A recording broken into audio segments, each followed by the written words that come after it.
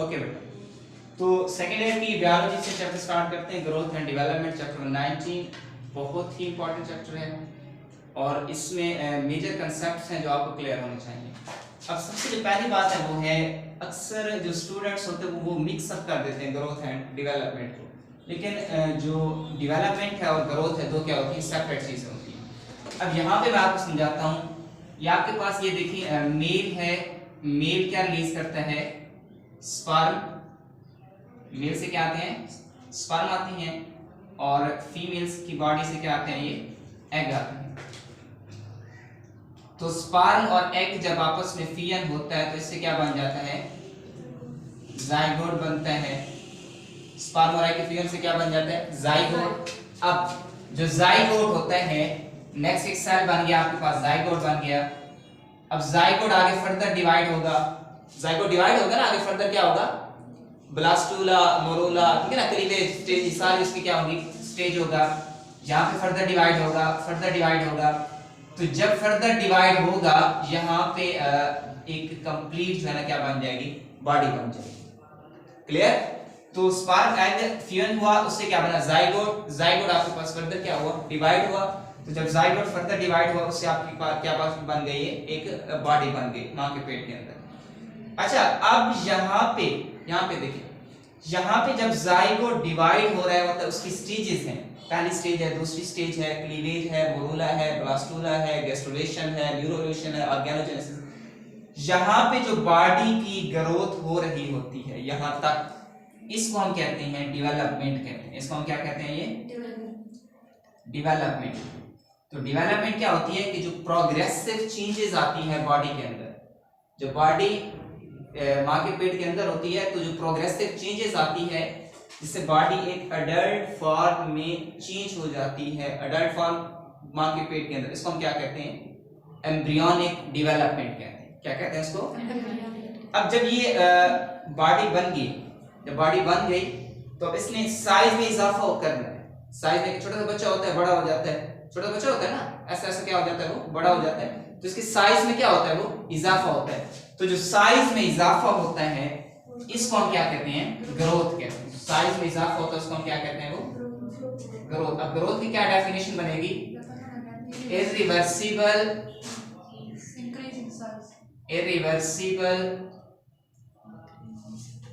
Increase in size. Increase in size भी हो सकता है और मास भी हो सकता है। तो जो इरिवर्सिबल इंक्रीज होता है साइज के अंदर, मास के अंदर, ये जो इरिवर्सिबल इंक्रीज होता है इसको हम क्या कहते हैं, ग्रोथ कहते हैं। तो इन शॉर्ट आपके पास ये है कि जाइगोट से जब तक एम्ब्रियो बना, तो जाइगोट से एम्ब्रियो बनने तक जो चेंजेस आपके पास है इसको हमने क्या कहा, डेवलपमेंट कहा। और आगे जब उसके साइज में इजाफा हुआ, साइज बढ़ता गया अडल्ट होता गया, इसको हम क्या कहते हैं, ग्रोथ कहते हैं। अब जब आपके पास डेवलपमेंट होती है दो तरह से होती है, या तो ये पॉजिटिव चेंज हो सकती है या क्या हो सकती है, नेगेटिव चेंज। या आपके पास पॉजिटिव चेंज है, या आपके पास जितना इसके साइज में इजाफा हो रहा है, आपके पास कौन सी चेंज है, ये पॉजिटिव चेंज है, साइज में क्या हो रहा है, ये इजाफा हो रहा है। अब नेगेटिव चेंज क्या होती है, नेगेटिव चेंज ये होती है कि जब ग्रोथ हो रही होती है तो वहां पे फिर नेगेटिव चेंज भी स्टार्ट, नेगेटिव चेंज होती है कि नेगेटिव चेंज से दोबारा बॉडी वापस अपनी पोजीशन में आता है। अब ऐसा नहीं हो सकता कि बॉडी एडल्ट फॉर्म में बन गया और एडल्ट फॉर्म से दोबारा जब नेगेटिव चेंज हुई दोबारा ये फिर छोटा सा बच्चा, फिर जाइगोट, फिर मां के पेट के अंदर, ऐसा नहीं होता। यहाँ पे होता है कि नेगेटिव चेंज होती है बॉडी के अंदर, फिर इस नेगेटिव चेंज के नतीजे में बॉडी जो होती है वो किसकी तरफ जाती है, ये एजिंग की तरफ जाती है। किसकी तरफ जाती है, ये एजिंग की तरफ। तो इन शॉर्ट आपके पास दो चीजें होंगी, एम्ब्रियोनिक डेवलपमेंट जिसमें प्रोग्रेसिव चेंज हो जाती है, जाइगोट से जब एक अडल्ट बॉडी बनती है उसको एम्ब्रियोनिक डेवलपमेंट, और जब उसके साइज में इजाफा हो रहा है उसको हम क्या कहते हैं, ग्रोथ कहते हैं। अच्छा, इसी तरह से हम अगर प्लांट्स की बात करें तो प्लांट्स में जो ग्रोथ होती है उसको हम कहते हैं ओपन ग्रोथ कहते हैं। प्लांट्स में जो ग्रोथ होती है उसको हम क्या कहते हैं, ओपन ग्रोथ। अब ओपन ग्रोथ क्या होती है, ओपन ग्रोथ आपके पास ये होती है कि प्लांट्स की बॉडी के अंदर through out the life tissue add होते रहते हैं। एनिमल की बॉडी में ऐसा नहीं होता। अगर एनिमल की बॉडी में ऐसा होता तो इंसान है, मेल है, फीमेल है, सारी जिंदगी वो जवान रहता। प्लांट्स की बॉडी में through out the life tissue क्या होते रहते हैं, वो ऐड होते रहते हैं। तो प्लांट कभी देखा है प्लांट बूढ़ा हो गया? जितना उसकी एज बढ़ती जाती है वो प्लांट क्या होता जाता है, उतना यंग होता जाता है। तो ये जो थ्रू आउट द लाइफ आपके पास प्लांट्स की टिश्यू में बॉडी में ऐड होते हैं, इसको हम क्या कहते हैं, ओपन ग्रोथ कहते हैं। क्या कहते हैं इसको? अब ओपन ग्रोथ आपके पास दो तरह की, प्राइमरी ग्रोथ होती है, दूसरी आपके पास क्या होती है, सेकेंडरी ग्रोथ। ये सपोज आपके पास एक सेल मौजूद है, ये आपके पास एक सेल है, ये इस तरह का एक सेल आपके पास है। अच्छा, प्राइमरी ग्रोथ आपके पास क्या होती है? प्राइमरी ग्रोथ आपके पास ये होती है कि इसकी साइज में क्या हो जाता है, इजाफा हो जाता है, लेंथ में। अगर लेंथ में इजाफा होगा तो इसको हम क्या कहेंगे, प्राइमरी ग्रोथ कहेंगे। किसमें इजाफा हो गया यहाँ पे? लेंथ में इजाफा होगा तो इसको हम क्या कहेंगे, प्राइमरी ग्रोथ कहेंगे। अब प्राइमरी ग्रोथ के पीछे जो चीज कार्य फरमा होती है वो होती है एपिकल मेरिस्टम। ये मेरिस्टम मैं आपको समझाता हूँ। तो इसके पीछे जो चीज होती है वो आपके पास क्या होती है, एपिकल मेरिस्टम्स, जो के सबब बनती है प्राइमरी ग्रोथ का, लेंथ में इजाफा करती है, इसको हम क्या कहते हैं, एपिकल मेरिस्टम्स। सेकेंडरी ग्रोथ आपके पास क्या होता है, एक सेल है, इस तरह की सेल है, अब इसकी किस में इजाफा हो गया, विड्थ में। किस में इजाफा हो गया, ये विड्थ में इजाफा हो गया। तो जब इसकी विड्थ में इजाफा हुआ तो इसको हम क्या कहते हैं, सेकेंडरी ग्रोथ कहते हैं। अब सेकेंडरी ग्रोथ के पीछे जो चीज का फरमा होती है वो क्या होती है, लेटरल मेरिस्टम्स। क्या होती है ये, लेटरल मेरिस्टम्स, लेटरल मेरिस्टम्स। ये दो चीजें यहां पे क्लियर हो गई। एक आपके पास एपिकल मेरिस्टम्स, दूसरा आपके पास क्या होता है, ये लेटरल मेरिस्टम्स। तो जो प्राइमरी ग्रोथ जब लेंथ में इजाफा होगा वो क्या होगा, एपिकल मेरिस्टम्स की वजह से, और जो इसके विड्थ में इजाफा होगा वो किसकी वजह से होगा, ये लेटरल मेरिस्टम्स की वजह से। तो ये आपके पास क्या हो गया जी, प्राइमरी हो गई और क्या हो गया, सेकेंडरी। लेट्स सी, मैं आपको मेरिस्टम्स के बात कर रहे हैं, मेरिस्टम्स मैं आपको समझाता हूं। मेरिस्टम्स जो होती है, यहाँ पे एक लफ्ज यूज होता है, इसको हम कहते हैं ग्रूइंग पॉइंट्स। क्या कहते हैं इसको, ग्रोइंग पॉइंट्स या मेरिस्टम्स। बॉडी के अंदर, प्लांट्स की बॉडी के अंदर वो पॉइंट्स जहां पे ग्रोथ होती है, जहां पे ग्रोथ हो रही होती है, उसको हम क्या कहते हैं, मेरिस्टम्स कहते हैं। वो टिश्यू जो रिस्पांसिबल होते हैं ग्रोथ के, इसको हम क्या कहते हैं, मेरिस्टम। मेरिस्टम की डेफिनेशन क्या बनेगी, मेरिस्टम की आपके पास डेफिनेशन बनेगी, tissues that are responsible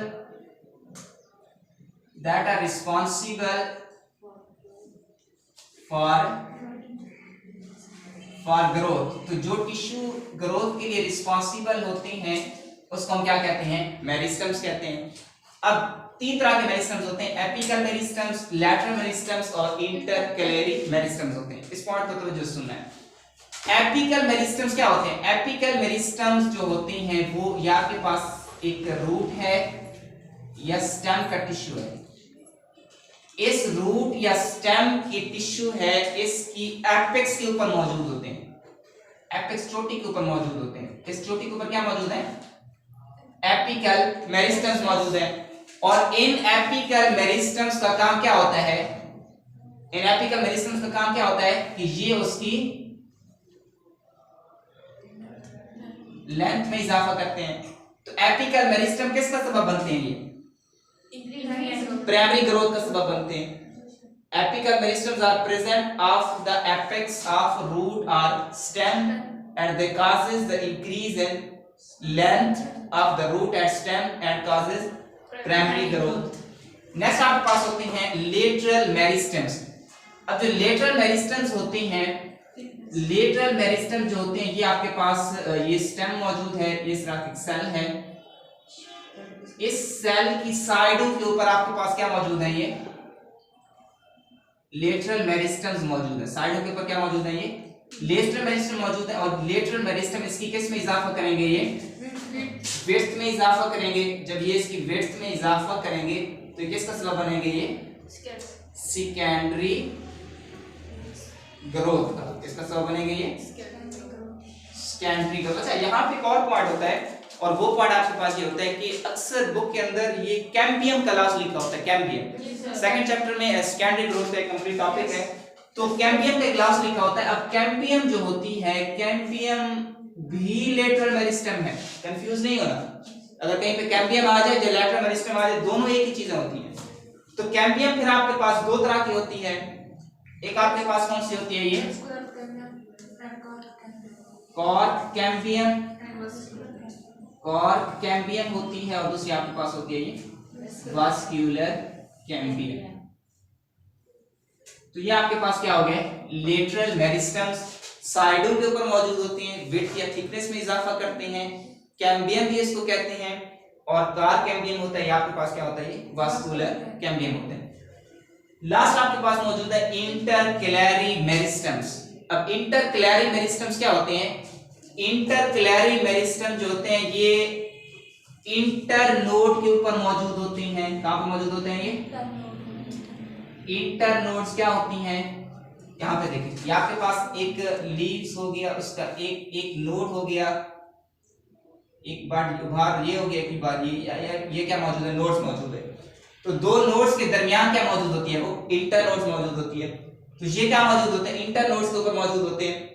और इंटरकैलरी मेरिस्टम्स का काम क्या होता है, इंटरकैलरी मेरिस्टम्स का काम ये होता है कि ये लीव्स या फ्लावर की ग्रोथ करवाती हैं। किसकी ग्रोथ करवाती हैं, ये लीव्स या फ्लावर की ग्रोथ करवाती है, एक बात। दूसरी बात, जो इंटरकैलरी मेरिस्टम्स होती हैं टेम्परेरी इन नेचर होती हैं, टेम्परेरी इन नेचर होती हैं। अब ऐसा तो नहीं होता लीव सारी जिंदगी बढ़ता रहे, देखा है लीव्स को, सारी जिंदगी बढ़ता रहे, तो लीव सारी जिंदगी नहीं बढ़ता।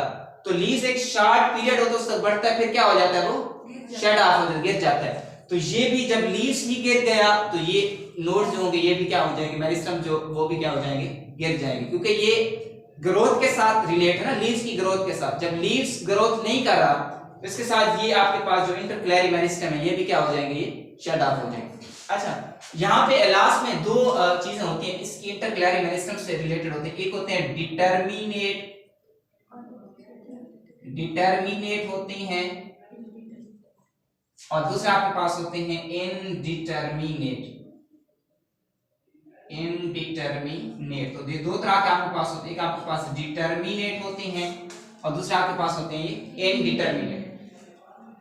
डिटर्मिनेट वो होते हैं कि ऐसे जो ग्रोथ जब हो रही होती है, उस ग्रोथ के दौरान प्लांट्स के कुछ ऐसे पार्ट भी होते हैं जिसकी ग्रोथ थ्रू आउट लाइफ नहीं होती, ओपन ग्रोथ नहीं होती, एक पीरियड तक होती है, फिर उसकी ग्रोथ क्या हो जाती है, वो स्टॉप हो। जैसे लीफ हो गया, लीफ सारी जिंदगी तो नहीं बढ़ता रहता, और फ्लावर हो गया वो भी सारी जिंदगी नहीं बढ़ता। अगर ऐसा होता तो लीव्स बढ़ते बढ़ते जाना वो बहुत बड़ा हो जाता।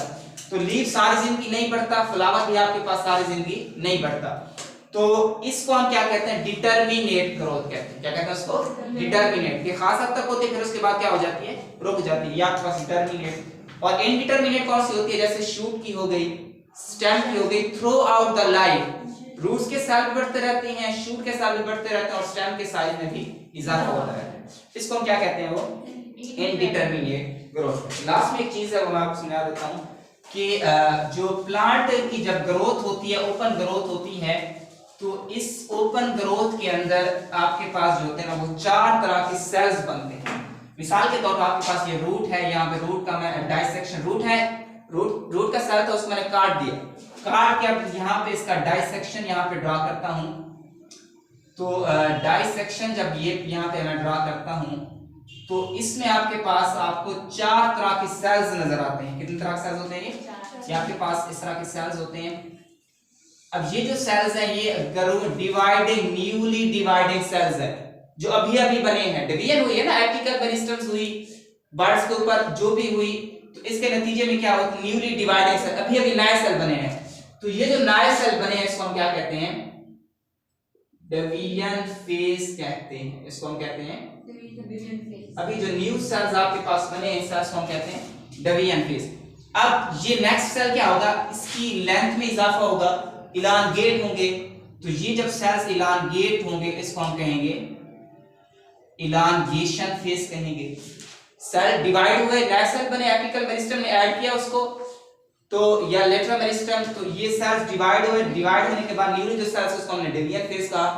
अब जब डिवाइड हो गए इसको हमने कौन से सेल्स का नाम दिया? लॉन्गिट्यूडिनल, लॉन्गिट्यूडिनल फेज हमने कहा। लॉन्गिट्यूडिनल फेज, उसकी लेंथ में क्या हो रहा है? इजाफा हो रहा है। अब जब लेंथ में इजाफा हो रहा है मजीद सेल्स यहां पे बनेंगे, मजीद जब सेल्स बनेंगे इसको हम, इस स्टेज को हम कहेंगे मैचुरेशन फेज कहेंगे। सेल्स क्या हो गए? मैचुरेशन फेज के अंदर आ गए,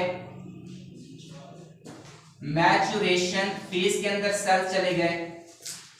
अब लास्ट जो फेज होती है वो होती है आपके पास ये मैचुरेशन फेज, और जो लास्ट फेज आपके पास होती है ये सेल्स जो होते हैं डिफरेंशिएट हो जाते हैं। यानी अब ये सेल डिफरेंशिएट बना होके, या मिसाल के तौर पर ये है कि अगर इसने जाइलम का सेल बनाना है तो जाइलम का सेल बन जाएगा, लीव्स का सेल बनना है तो लीव्स का सेल बन जाएगा, रूट का सेल बनना है तो रूट का सेल बन जाएगा। तो ये आपके पास क्या होता है? डिफरेंशिएशन फेज होती है, डिफरेंशिएशन फेज होती है। तो ये चार तरह के आपके पास फेजेस होती हैं जब न्यूली सेल आपके पास डिवाइड हो रहे होते हैं। तो ये जो न्यूली सेल डिवाइड है उसको हमने डेवियन फेज कहा। अब ये फिर जब बड़े हो गए, इलांगेट हो गए, इसको हमने लॉन्गिट्यूडिनल फेज कहा। जब यही मैच्योर हो गया तो उसको हमने मैचुरेशन फेज कहा, और ये फिर आगे डिफरेंशिएट हो गया तो इसको हमने क्या कहा? ये क्या है? Differentiation phase. अब एक और बात सुने, यहां पे जब इसकी ग्रोथ होगी, जब ग्रोथ होगी न्यू सेल डिवाइड होंगे, जब न्यू सेल डिवाइड होंगे तो नीचे न्यू सेल क्या होंगे? ऐड होंगे। डिवाइड होगी ना, लेंथ में इजाफा होगा, विड्थ में इजाफा होगा। जब लेंथ या विड्थ में इजाफा होगा तो न्यू सेल आपके पास क्या होंगे? ऐड होंगे। जब ये न्यू सेल ऐड होंगे इसको हम क्या कहेंगे? ये डेवियन फेज में आ जाएंगे। ये फिर आपके पास लॉन्गिट्यूडिनल फेज में आ जाएंगे, ये फिर मैचुरेशन फेज, और ये फिर डिफरेंशिएशन। वो तो बन गई, स्टेम या रूट जो भी पार्ट बनना था बनना था। इसी तरह से इस सेल्स में इजाफा होता रहता है, न्यू सेल्स बनते रहते हैं, और उसकी तादाद में क्या होता रहता है? वो इजाफा। तो ये आप इसको डाइजेस्ट करें, फिर नेक्स्ट इंशाल्लाह मजीद।